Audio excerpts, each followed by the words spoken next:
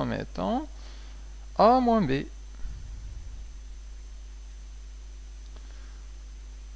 Je passe à la deuxième équation. Alors la deuxième équation nous dit que 8 c'est égal à 7 fois 1 plus 1. Alors 8 c'est simplement le B posé ici. Donc on aura B égale à 7. Le nombre 7 c'est ce qu'on a montré comme étant A moins B. Je remplace A moins B fois 1 plus le reste qui est égal à 1. Je développe ça, donc ça va nous donner B égale à A moins B fois 1, ça fait A moins B, plus 1. À partir de là, je peux passer le A moins B à gauche. Ça va nous donner B moins A plus B égale à 1. B plus B, ça fait 2B. Moins A qui est égal à 1. Alors ça, c'est ce qu'on essaie de trouver depuis tout à l'heure. C'est-à-dire une relation avec un reste qui est égal à 1. Le B, c'est 8 et le A, c'est 15. Donc il suffit de prendre cette relation, de remplacer B et A par leurs valeurs, et on obtiendra les U et V qu'on cherche. Alors, on a et A c'est égal à 15 et B c'est égal à 8. A 15 et B 8. Donc cette relation va devenir 2 fois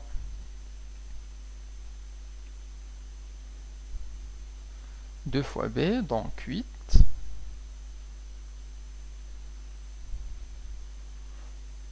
moins A qui est égal à 15,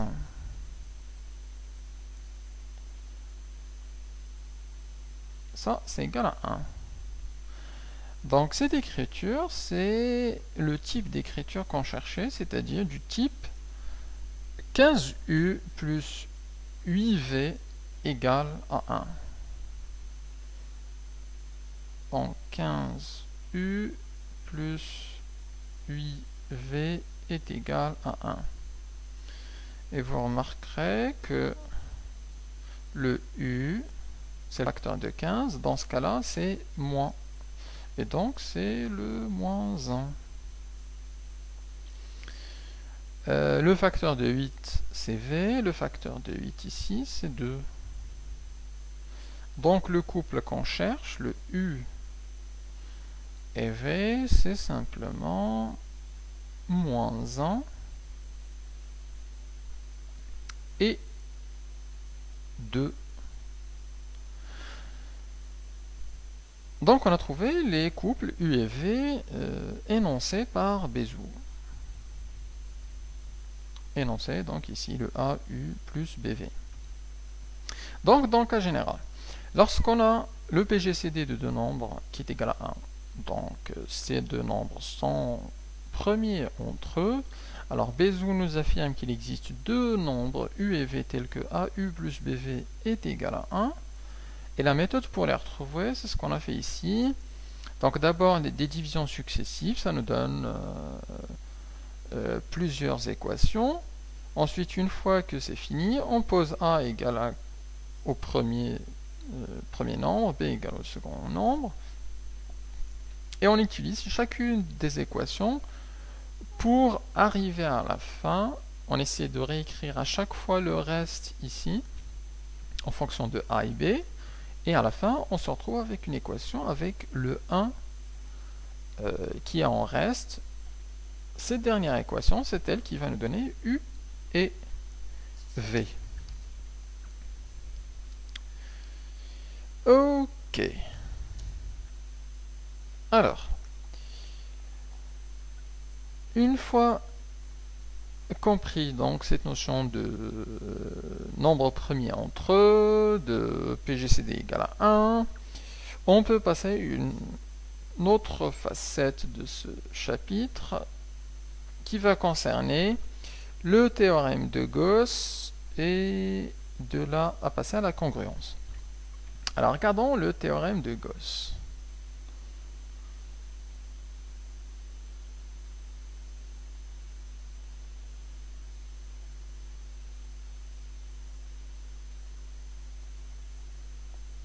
Que nous dit Gauss?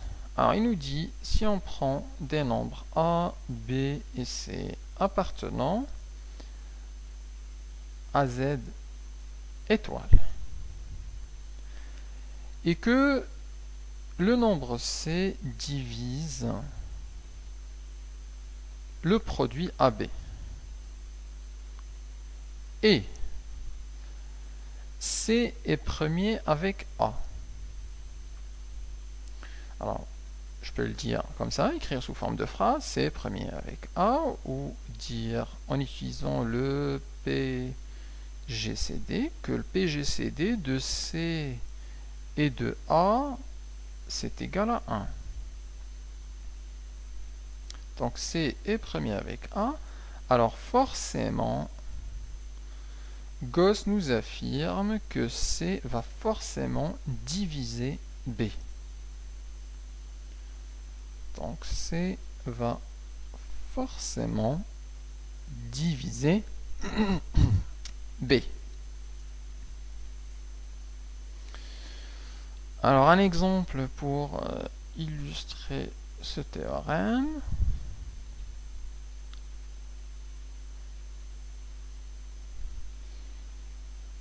Si je dis que 6 divise 264, or ce 264, je peux le vérifier à la calculette, 264 est bien divisé par 6, ça donne 44. Alors le 264, je peux l'écrire comme le produit de deux nombres.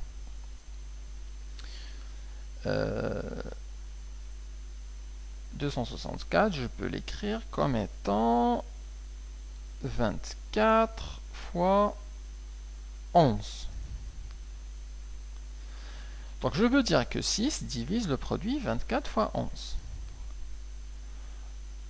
Or, 6 et 11 sont premiers entre eux. Le PGCD de 6 et de 11 c'est égal à 1. Je peux ici expliquer, puisque le 6 c'est simplement égal à 3 fois 2. Le 11 est premier. Donc le 11, je peux simplement l'écrire 11 fois 1. Alors, est-ce qu'on a des facteurs communs entre les deux? Non. Donc leur PGCD c'est simplement 1. Alors on a ici maintenant les deux conditions de Gauss. C divise le produit, 6 divise le produit, 6 est premier avec 11, donc d'après Gauss, 6 divise forcément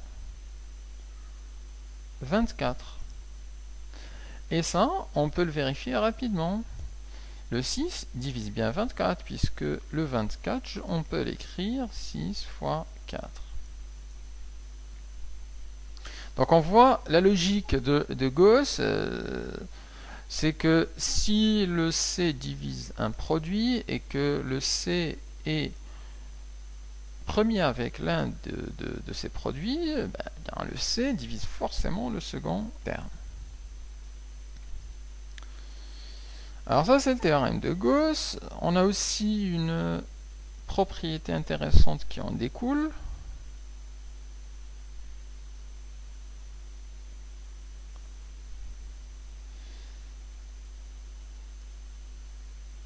Si on considère toujours trois nombres A, B, C appartenant à Z étoile, alors si on a A divise C et B divise C et A et B sont premiers entre eux. Donc le PGCD de A et B c'est égal à 1. Alors si on a ces trois conditions, on peut conclure que le produit AB divise bien le nombre C.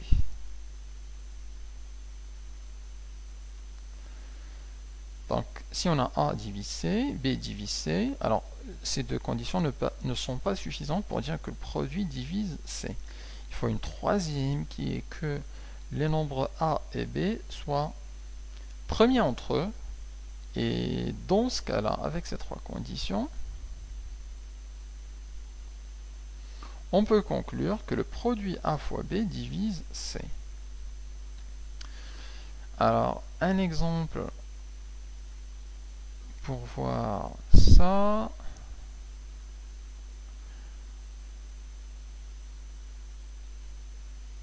Alors, si 7 divise un nombre x et 11 divise le même nombre x, alors 7 et 11, on sait qu'ils sont premiers entre eux. 7 est premier, 11 est premier, donc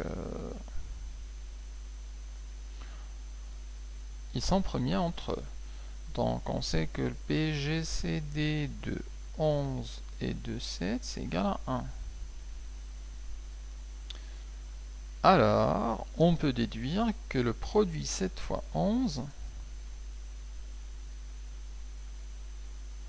divise le nombre x. C'est-à-dire que 77 divise le nombre x. Donc cette propriété qui découle de Gauss est intéressante pour les exercices qu'on va utiliser d'ailleurs. Alors, on peut passer maintenant à une partie intéressante concernant les congruences. Alors, les congruences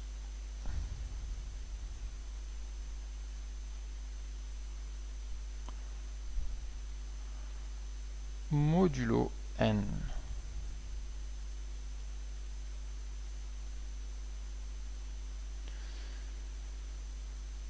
Alors, d'abord la définition. Soit A et B appartenant à Z et N appartenant à N. Alors, on dit que A est congru à B modulo N, et on l'écrit comme cela. Alors, A est congru à B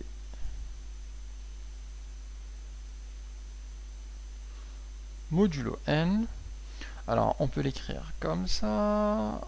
On a aussi des notations du type A congru à B mod N, ou alors avec des parenthèses, c'est la même chose. Alors, A est congru à B modulo N, ça c'est équivalent à ce qu'il existe un cas appartenant à Z, tel que le nombre A c'est égal à B fois K plus non, alors c'est N fois K plus B. C'est-à-dire que je peux écrire ce nombre A